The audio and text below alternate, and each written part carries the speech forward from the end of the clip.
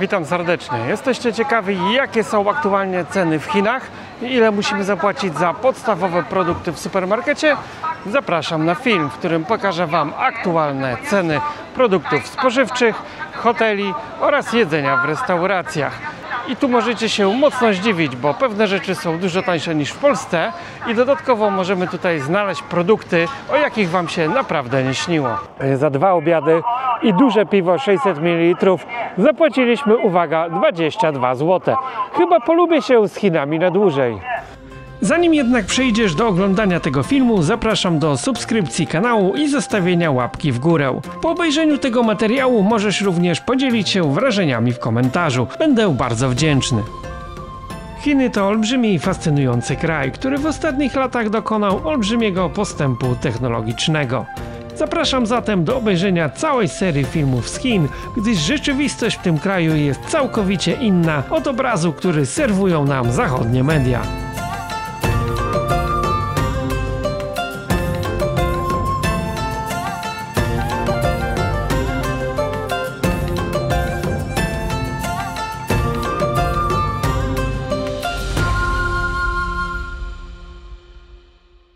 Aby dać Wam wyobrażenie, ile statystyczny Chińczyk jest w stanie kupić za swoją pensję, ten film zaczniemy od podania średnich zarobków w mieście Kanton, w którym to właśnie nagrywałem ten materiał.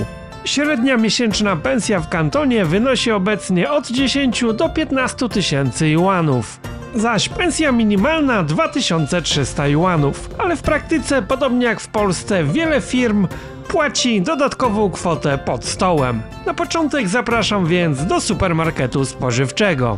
Na przykład koszt puszki Sprite'a to jest tutaj złoty 50 zł najtańsza, taka większa, bo to jest 330 ml, czyli większe pojemności niż w Polsce, to kosztuje jakieś złoty 70 zł.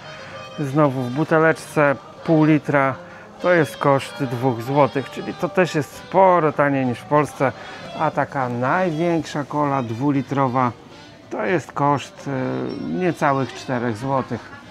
Red Bull występuje tutaj też w różnych smakach i puszka Red Bulla to jest koszt 4 zł. Jeśli chodzi o słodycze, to raczej Chińczyk nie potrafi robić nic dobrego. Jeżeli już coś mamy tu kupić, to międzynarodowa marka Oreo. Występują tu ciastka chyba w kilkunastu smakach, są one tanie od kilku do kilkunastu złotych za jakieś wielopaki, a cała ta chińszczyzna to raczej się opiera na takich ciastach kruchych, które nie mają dodatków, są takie bezsmakowe, często też bez cukru, albo właśnie takich ryżowych, jakichś bułeczkach, ciasteczkach. To jest w ogóle taka papka, jakbyśmy jedli papier.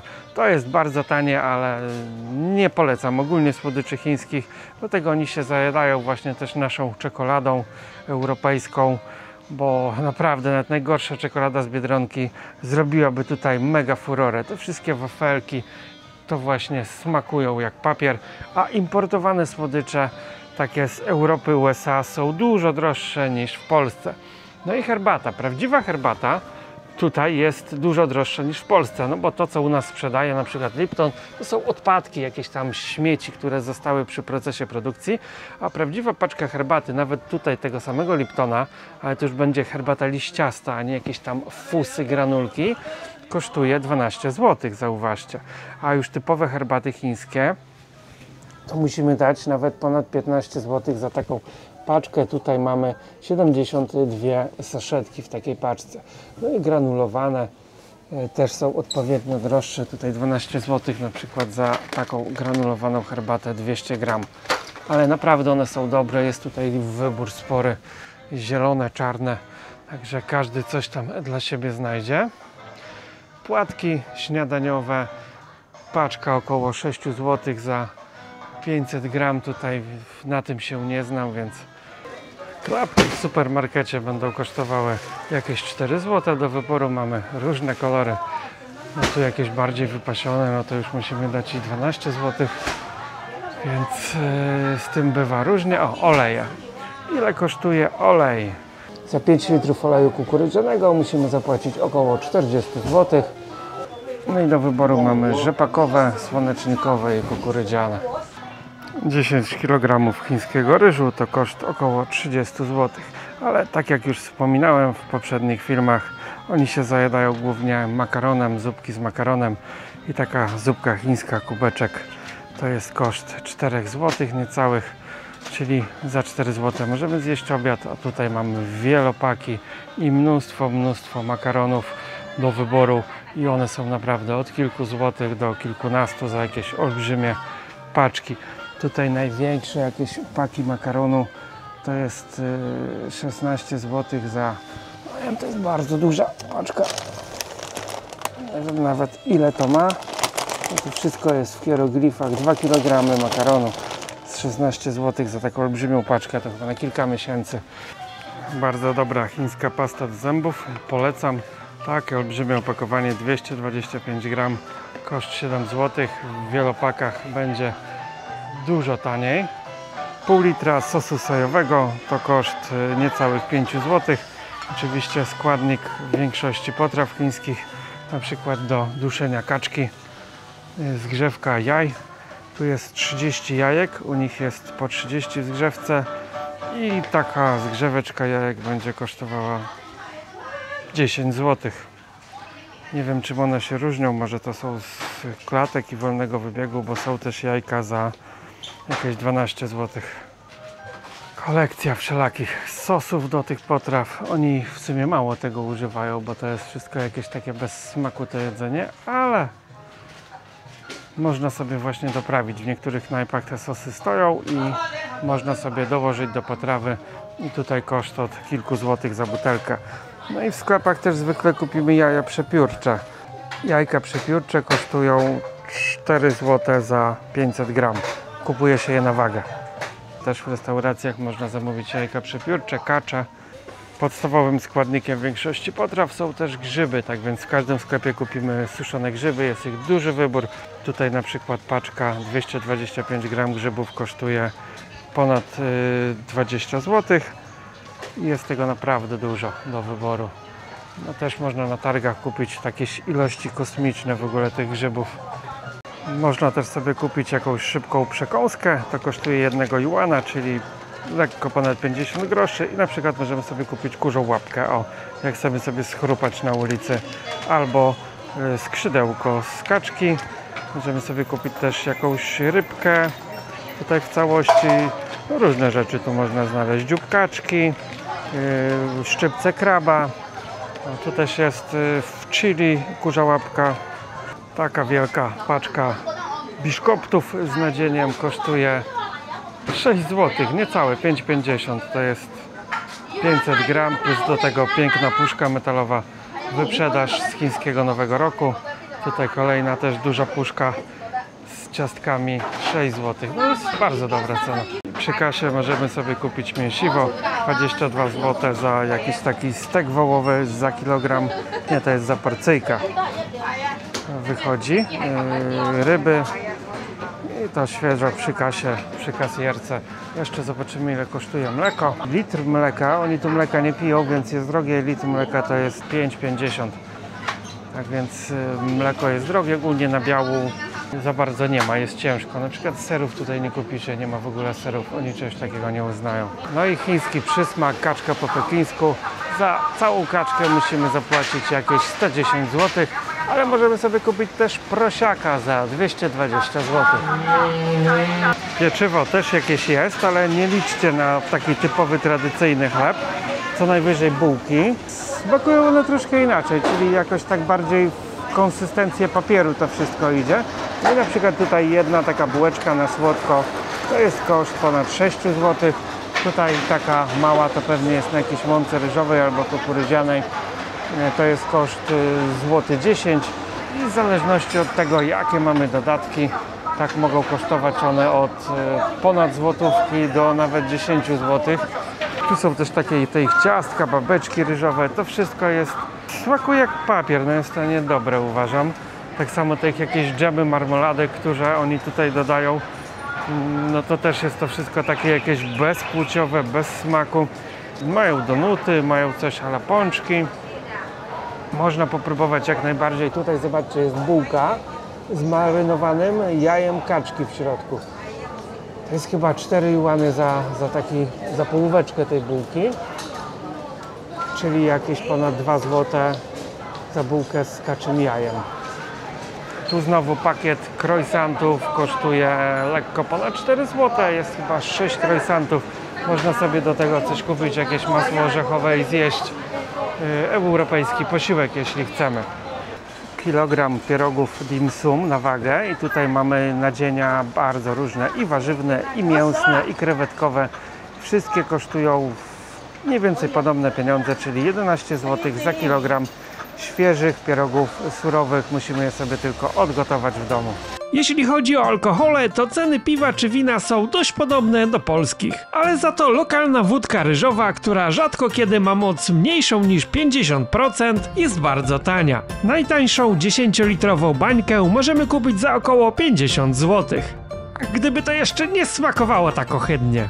Oczywiście, jeżeli pójdziemy na targowisko, tak możemy kupić też wiele z tych produktów w troszkę cenach niższych, ale możemy tam też znaleźć zupełnie inne produkty, których w polskich sklepach z pewnością nie znajdziemy. W wąskich uliczkach możemy czasem dojrzeć też różne właśnie nietypowe i te bardziej zakazane produkty. Najprościej w momencie, kiedy akurat ktoś z lokalnych coś kupuje, oni wiedzą, gdzie tego typu rzeczy są jeszcze sprzedawane. Nadal wierzą, że pomogą im na różne dolegliwości. Przyniosą na przykład płodność czy potencję. Jeśli chodzi o ceny w restauracjach, tak można najeść się tutaj już spokojnie za 10 zł. Porcje są duże, więc ja najadam się jedną. Używają oni przypraw. To wszystko ma jakiś tam smak. No ciężko jest znaleźć coś innego niż zupa, ale no to są Chiny, więc ten mit o ryżu to należy między bajki włożyć. Oni ryżu tak naprawdę za bardzo nie jedzą i naprawdę takie porządne danie już tutaj w restauracji, powiedzmy o wyższym poziomie, zjemy tutaj za jakieś 20-30 zł, czyli sporo taniej niż w Polsce. I nawet jeżeli zamówimy sobie coś w ciemno z tych hieroglifów, co dzisiaj już też nie jest takim problemem, bo są te tłumacze elektroniczne i nawet Chińczycy mają lepsze niż my, przetłumaczą nam bezpośrednio na polski to menu i bez problemu rozszyfrujemy, co tam jest napisane. Jeśli chodzi o ceny hoteli, tak stosunek jakości do wydanych pieniędzy uważam tutaj za jeden z najlepszych na świecie. W centrum dużego miasta jesteśmy w stanie przespać się nawet za 100 zł w miarę godnych ludzkich warunkach, ale spokojnie też znajdziemy tutaj w niedużych pieniądzach naprawdę wypasione hotele 4-gwiazdkowe ze śniadaniem i za takie coś zapłacimy około 300 za noc. I to są naprawdę hotele, za które w innych częściach świata płacilibyśmy po grube tysiące złotych za jedną dobę. W Polsce Chiny są przedstawiane jako kraj zacofany, więc zawitamy do chińskiej galerii handlowej. I nie jest to galeria typu Złote Tarasy w Warszawie, tylko jakaś pierwsza z brzegu, taka sobie po prostu biedna galeria w kantonie. Pierwsze, na co zwróciłem uwagę, to to, że Chiny są bardzo bezpiecznym krajem i tutaj zauważcie, że nie ma przy wyjściu ze sklepów żadnej ochrony, nie ma ludzi, którzy sprawdzają paragony, co jest standardem w krajach Europy Zachodniej, USA. No i oprócz na przykład iPhone'ów możemy sobie kupić w galerii samochód. I to nie jeden, bo do wyboru jest tego naprawdę mnóstwo. To są marki, których nawet nie jestem w stanie nazw wymówić, ale po prostu tutaj takie fury można kupić bezpośrednio w galerii. U nas segment vanów już praktycznie wymarł. Tutaj wożą się tym VIP-y. Zobaczcie, jak to wygląda w środku. Normalnie kosmos. Wszystko jest technologicznie dużo bardziej posunięte niż to, co wciskają nam w Polsce te niemieckie, francuskie marki. I niektórzy ludzie mają w domu mniejszy telewizor niż jest w tym właśnie samochodzie. Jest niesamowite. I w takiej jednej galerii tych salonów samochodowych jest kilka. Tutaj kolejny samochód nazywa się Smart. Zobaczcie, jaki tu jest olbrzymi ekran. Może sobie pasażer oglądać filmy. Wszystko jest tutaj skomputeryzowane. W ogóle jaki podłokietnik, no coś niesamowitego. Klamka wysuwana. Wysuwa się z obrysu samochodu w momencie, kiedy podchodzimy z kluczykiem. To jest już inna technologia. Po tym, co tutaj widzę, to mogę stwierdzić, że Chińczycy zaleją europejski rynek motoryzacyjny, dlatego że te auta kosztują tyle, co podstawowy jakiś kompakt w Europie. A zobaczcie, jakie to jest wyposażenie. O, tutaj od razu mamy dostęp do jakiegoś serwisu streamingowego, możemy sobie oglądać filmy podczas jazdy. Tutaj cała deska rozdzielcza, to jest jeden długi ekran i dodatkowo jeszcze kolejny do nawigacji. No niestety większość z tych aut nie spełnia tak zwanych unijnych norm, więc nie można ich kupić na rynku europejskim, ale już powoli niektóre marki wchodzą. No wiadomo, ja tam czytałem różne komentarze, opinie, że to się szybko wszystko zepsuje, że to jest chińska tandeta i tak dalej. Tylko nie zapominajcie, że Chińczycy od dawna produkują części i podzespoły do większości marek, którymi jeździcie, i to, że jest tam jakieś niemieckie logo czy amerykańskie, to nie znaczy, że ten samochód w dużej mierze nie został wyprodukowany właśnie w Chinach, bo został. Tak samo technologia, której się używa, na przykład powiedzmy iPhony czy jakieś tam inne telefony, i tak większość tych komponentów jest produkowanych w Chinach, tylko po prostu logo powiedzmy i design jest niemiecki czy amerykański. No ja też sam filmuję dla Was od lat chińską kamerą, używam chińskich dronów i jest to numer 1 na świecie. Kiedy dostałem w swoje ręce chińską kamerę po raz pierwszy, już nie będę tutaj robił kryptoreklamy, czym prędzej wystawiłem GoPro swoje na OLX-a, bo przepaść jest naprawdę totalna. I być może oni ukradli dużo technologii z zachodu, włożyli w to trochę jeszcze azjatyckiego ducha, no i naprawdę to wszystko poszło bardzo do przodu. My się zastanawiamy tam w Polsce nad tą fabryką samochodów elektrycznych. Izera już miała powstać wiele lat temu i nic. A zobaczcie, co się dzieje tutaj, co oni tu produkują. I możemy sobie w każdej galerii kupić nową furę do wyboru, do koloru. Coś niesamowitego. No i szczerze, jakbym miał płacić 150 000 za jakieś gołe Audi czy Volkswagena w standardzie kompaktu, tak wolę sobie kupić coś takiego i nawet jak ma się to zepsuć po 5 latach, tak mam gwarancję, później oddam na złom, ale jeżdżę autem kosmicznym. W ogóle design jest niespotykany w Europie, no czegoś takiego ja nie widziałem. No to bardziej przypomina auto z jakichś filmów science fiction niż coś, co jeździ po drodze. No nawet same felgi są takie zabudowane, wygląda to super. To by się też nadawało na jakąś wypasioną taksówkę do Ubera 7-osobową. Te wszystkie auta w standardzie też mają takie wyposażenie, za jakie w Europie trzeba dopłacać. Czyli mamy tutaj kamery 360, wszelkie możliwe czujniki, airbagi, systemy bezpieczeństwa i tak dalej. Takiego SUV-a nowoczesnego, multimedialnego kupimy sobie w cenie do 150 000 złotych. To wszystko jest w skórze, nie tylko fotele, ale i cała tapicerka. Mamy tutaj 2 potężne ekrany, podczas kiedy kierowca może sobie tam oglądać parametry przejazdu, tak? Pasażer może sobie w tym czasie oglądać film z Netflixa na przykład. Klamki wysuwane, widzę, że jest tutaj teraz to takim standardem, chińską modą, bo prawie każde auto to ma oczywiście kamery 360, też widać na dachu. No i taki kosmiczny wygląd. Też już odchodzi się od typowych takich reflektorów na rzecz paska LEDowego z przodu. Większość aut, które się tutaj dzisiaj sprzedaje, ma napęd elektryczny. Jak wygląda ulica w chińskim mieście? I tutaj też mocno się zaskoczycie, bo Chiny są przedstawiane jako kraj, który powoduje większość syfu na świecie. Chodzi o te wszystkie spaliny, kominy. Nie twierdzę, że tak nie jest, być może tak faktycznie jest, ale w miastach oni naprawdę już lata temu podjęli zdecydowaną walkę ze smogiem. I dziś są w tym temacie dużo bardziej do przodu niż Europa. Sporo tańsza niż w Polsce jest też elektronika produkowana w Chinach. Nawet produkty Apple'a są o jakieś 30% tańsze niż w Polsce. Tak, dobrze słyszeliście, wasze amerykańskie iPhony są produkowane właśnie w Chinach. Warto przywieźć sobie też produkty chińskich marek, takich jak DJI, Xiaomi czy Insta360, które są również sporo tańsze niż w naszym kraju. Jeżeli przewozimy elektronikę w bagażu podręcznym na własny użytek, to po przylocie do Polski nie zostaniemy obciążeni cłem ani VAT-em. Sprawdzimy teraz, jakie są ceny w waszej ulubionej restauracji. Menu jest bardzo podobne do tego w Europie i w sumie cenowo chyba też zbliżone. Zestawy hamburger z frytkami, kolą i jakimś tam, nie wiem, nogą kurczaka 33 juany, to możemy tak podzielić cenę na pół. Nie są to może najtańsze ceny na świecie, ale chyba całkiem do przyjęcia dla tych koneserów właśnie tego typu jedzenia. Aczkolwiek za takie 59 juanów to tutaj naprawdę jemy potężny zestaw, zupa, jakieś dodatki, herbata bardzo często, albo zjemy sobie spokojnie 2 posiłki nawet. za te pieniądze, więc jak dla mnie drogo w porównaniu z oryginalnym chińskim jedzeniem. Same frytki kosztują tutaj 14 juanów, czyli ponad 7 zł. No ale zwykły lód to jest cena niecałych 3 zł. Chińczycy pokochali mangę i stworzone są tutaj nawet całe galerie o tematyce mangi. Kupimy tutaj gry, książki, komiksy, no i ubrania. Można się ustylizować na dowolnych bohaterów, kupić koszulki z ich podobizną, jakieś figurki, różne gadżety, o jakich się nam nawet nie śniło w Polsce, albo kupić kostiumy i przebrać się właśnie za ulubionego bohatera. O, można sobie kupić poduszkę taką na przykład z roznegliżowaną Chinką.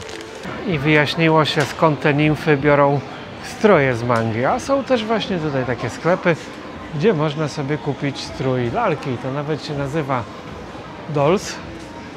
Można się przebrać za, no nie wiem nawet jak to nazywać, za jakąś tam królowę ciemności. Są też różne takie jakieś uniformy szkolne, stroje. Można to od razu zakupić sobie do tego uszy królika, kota, diabła, buty właśnie takie też komiczne. I to kosztuje niemałe pieniądze chyba nawet, bo taka sukienka kosztuje 450 juanów, czyli jakieś kapelusik kosztuje 69. Symbolem Chin jest też oczywiście machający kot. Macha sobie łapką na szczęście. Te są akurat na baterie słoneczne. Sam takiego w domu posiadam, a nawet kilka. Jest to świetna pamiątka z Chin. Pomimo że Chiny są producentem wszelkich magnesów, gadżetów reklamowych dla całego świata, tak one tutaj wcale do najtańszych nie należą, bo za na przykład magnes musimy dać prawie 6 zł, gdzie w takim uchodzącym za bardzo drogi Singapur zapłacimy za niego 3 zł, a nawet mniej. W tym filmie w skrócie przedstawiłem chińskie ceny i produkty, które według mnie warto zakupić w tym kraju. Celowo nie skupiłem się na jedzeniu, bo to odrębny i bardzo obszerny temat. Jeśli więc ciekawicie, co jedzą Chińczycy, zapraszam do obejrzenia filmu, który dla Was również nagrałem. A tymczasem dziękuję za dotrwanie do końca filmu. Teraz możesz się podzielić swoimi wrażeniami i spostrzeżeniami w komentarzu, a jeśli masz jakieś pytania, to wal śmiało, bo chętnie na nie odpowiem. Nie zapomnij zostawić też łapki w górę dla zasięgu. Do zobaczenia w kolejnych filmach. Cześć!